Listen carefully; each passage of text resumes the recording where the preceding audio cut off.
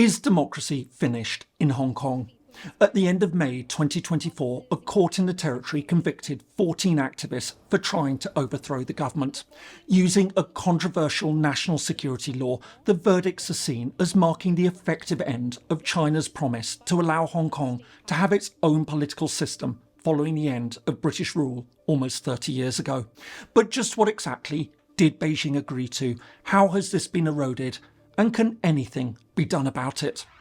Hello and welcome. If you're new to the channel, my name is James Ker-Lindsay, and here I take an informed look at international relations, conflict, security and statehood.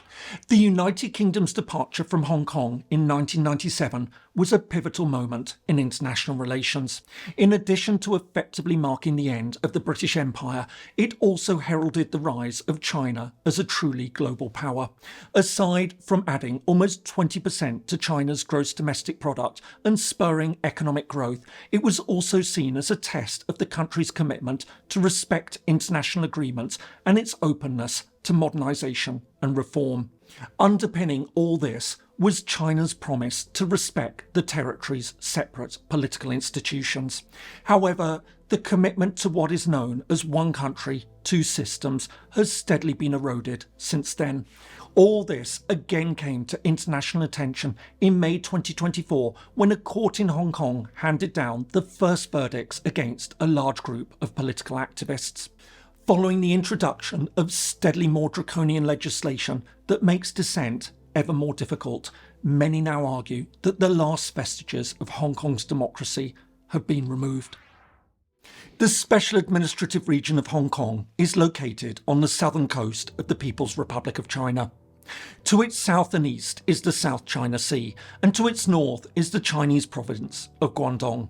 At 2,750 square kilometres, or around 1,060 square miles, the region includes Hong Kong Island, the Kowloon Peninsula and the New Territories, as well as over 200 outlying islands. With a population of around 7.5 million, Hong Kong is one of the most densely inhabited places on the planet. While most of the population is ethnically Chinese, a little under 10% is foreign-born.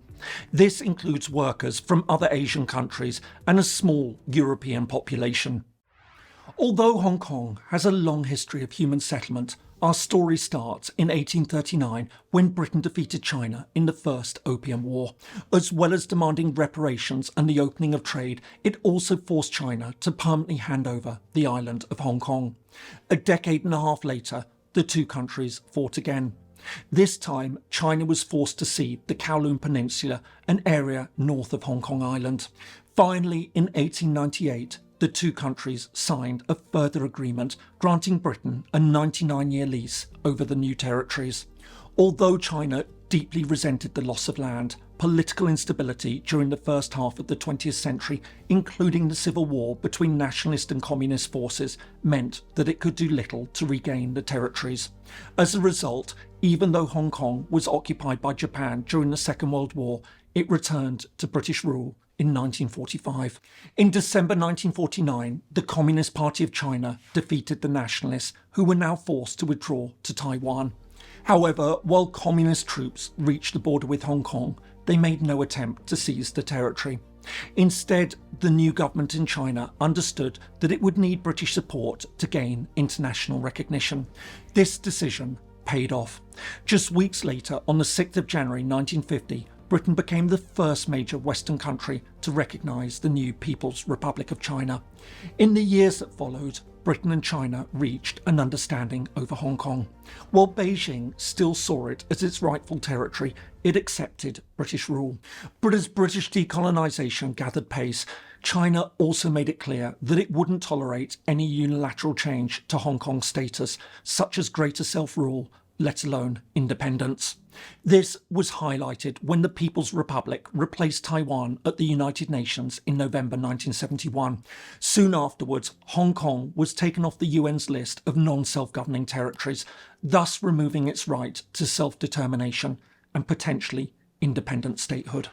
By the end of the 1970s, Hong Kong had become a valuable global trading hub and financial centre. As a result, with just 20 years left to run on the new territory's lease, Beijing made it clear that it wanted the entire territory back. At the same time, Britain understood Hong Kong would be unviable without the new territories, which made up over 85% of Hong Kong's area. In December 1984, London and Beijing reached a historic agreement. On the 1st of July 1997, the entire territory of Hong Kong would be returned to Chinese sovereignty. However, in return, Beijing would grant the area autonomy for 50 years as a special administrative region. Although it would be under Chinese sovereignty and Beijing would control foreign affairs and defence, Hong Kong would have a separate political system. In addition to its own executive, parliament and judicial system, it would also maintain control over public order. Despite fears about China's growing direction after the 1989 crackdown on pro-democracy protesters in Tiananmen Square, in April 1990, Beijing passed the Basic Law of the Hong Kong Special Administrative Region, formally enshrining the agreement into Chinese law. And while China was annoyed at Britain's attempt to introduce a degree of democracy into Hong Kong in the early 1990s, including partial elections for the Legislative Council, the transition eventually passed off smoothly. In 1997, 156 years of British rule ended and Hong Kong was handed back to China. At first, the transition to Chinese rule seemed to go well. Under the one country, two systems principle, Hong Kong maintained separate legal, political, economic and social structures within China.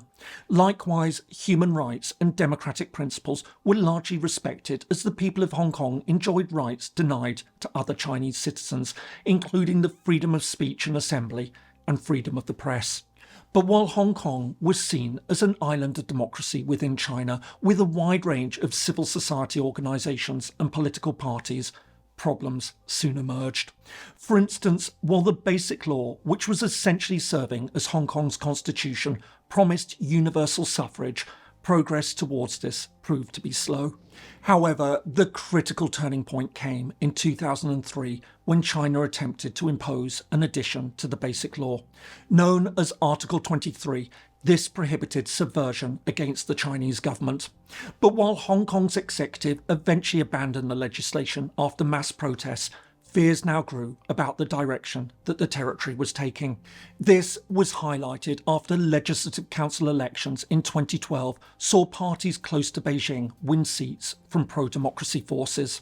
All this would come to a head in late 2014 when new mass protests erupted over proposed changes to the electoral system that would allow Beijing to control the appointment of Hong Kong's chief executive. While the Umbrella Movement, as it became known, failed to achieve its goal of democratic reforms, including the long overdue universal suffrage, the protests had an enormous effect in other ways. As well as bringing the situation in Hong Kong to global attention, it also strengthened the pro-democracy campaign and mobilised the territory's youth. This laid the foundations for further protests 5 years later in 2019 when Beijing attempted to introduce a new law that would allow extraditions from Hong Kong to mainland China. Seen as another way to restrict political freedoms, more demonstrations followed, including clashes with police. But while the executive and Beijing once again backed down over the legislation, the protesters' victory was short-lived. In June 2020, Hong Kong passed a new national security law. This catch-all legislation criminalised a whole range of new activities, including anything seen as promoting the secession of Hong Kong from China, subverting the central government, intimidating people and colluding with foreign forces. As well as harsh new penalties, including life imprisonment, it also introduced closed trials and established a National Security Commission with direct input from Beijing. Once again, the new legislation led to an immediate outcry as critics argued that the law was deliberately designed to suppress political opposition and restrict freedom of expression. However, the territory's chief executive insisted that it would only be used sparingly. Despite these assurances, the first wave of arrests came just months later. In January 2021, police detained almost 50 political activists, including prominent political figures, as they prepared to hold an unofficial vote to select candidates for the next Legislative Council elections, a move the authorities saw as an act to subvert state power. Since then, many more activists, journalists and politicians have been rounded up under the law. Indeed, by July 2023, around 260 people had been detained under the legislation.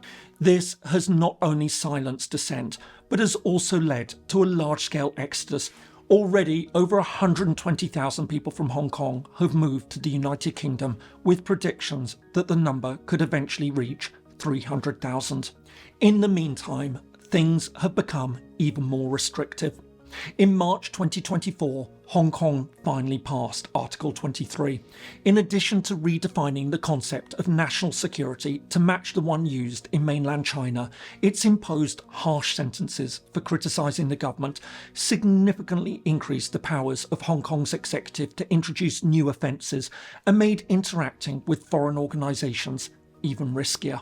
It's against this backdrop that the recent conviction of 14 activists under the new laws has gathered so much international attention and criticism.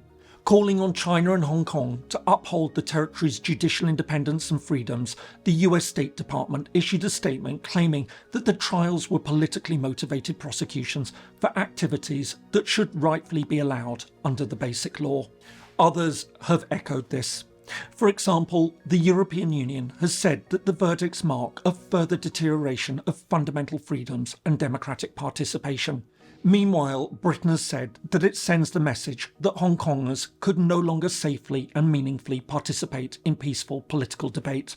Likewise, many human rights groups have criticised the verdicts. In response, the Hong Kong executive has roundly rejected these allegations, calling the claims untruthful and slanderous. Similarly, China has defended the proceedings, arguing that the matter is an internal issue and that the steps are necessary for security reasons. The question then is what can be done about it all. In truth, little meaningful action can or will be taken. Any effort to raise it at the United Nations will be blocked by China as an infringement on its internal affairs. Meanwhile, London is unlikely to pick a fight with Beijing over the matter. Instead, it's more likely to continue to provide a haven for those fleeing Hong Kong. And others will just add it to the growing list of concerns they have about China's direction. Even appealing to good faith will make little difference. Beijing will simply argue that the actions being taken are necessary and in accordance with relevant laws. Apart from protecting national security, it'll argue that the political unrest taking place in Hong Kong is bad for the territory's status as a leading economic and financial hub. Lastly, it'll point out that the steps are necessary to prepare for Hong Kong's full integration with mainland China in around 20 years. Of course, critics argue that the moves are highly counterproductive. Rather than strengthen Hong Kong's position as a global financial base, the restrictions make it less attractive. On top of this, it encourages the very best and brightest to desert Hong Kong and move abroad. Moreover, by violating its commitments, they argue that China can't be trusted to stick to its other international obligations. In particular, the decision to stifle democracy in Hong Kong, despite the earlier promise of political autonomy, undermines any chance of peaceful reunification with Taiwan. In this sense, while little can be done to reverse the erosion of democracy in Hong Kong, the decision carries potentially serious consequences for China's international standing. However, for various domestic reasons, it appears that Beijing seems to have already made the calculation that it can or must live with these consequences. I hope you found that useful. If so, here are some more videos that you might find interesting. And please do consider subscribing if you don't already. Thanks so much for watching, and see you in the next video.